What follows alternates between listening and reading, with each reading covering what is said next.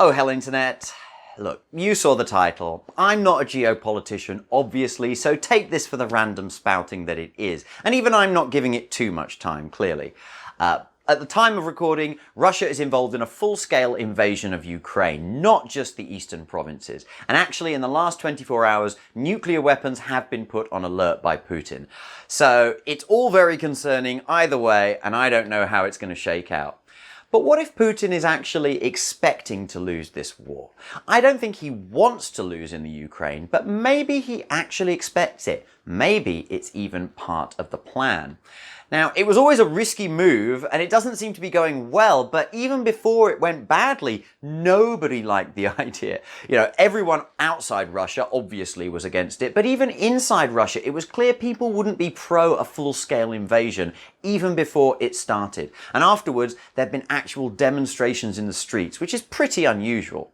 For years, people have been saying how shrewd Putin is and how everything is strategic, and he does seem to have played a very careful game, and he's generally remained very popular at home.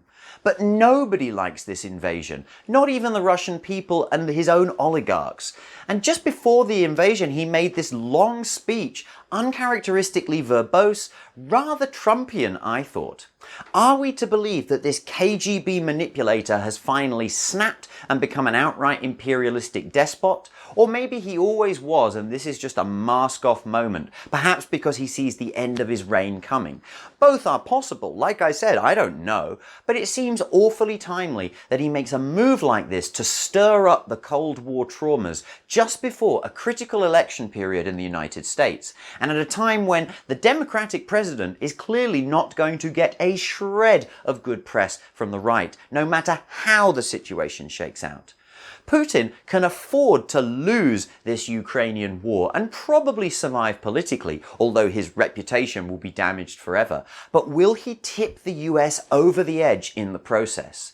It's a judo move, a game we know Putin is proficient at. He makes an offensive play that he knows will fail, but it won't be critically damaging. But it will entice the opponent, the US, to react in a certain way, which I would say is to elect Republicans, and that puts them off balance.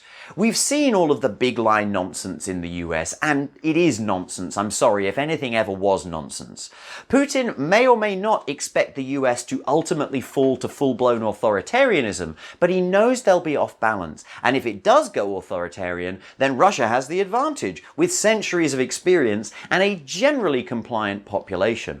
By the way though, either way, massive respect to the Russians out protesting now. If I'm right, then Putin obviously expected this, and I hope the arrests will be somewhat performative, but in Russia that is not saying much.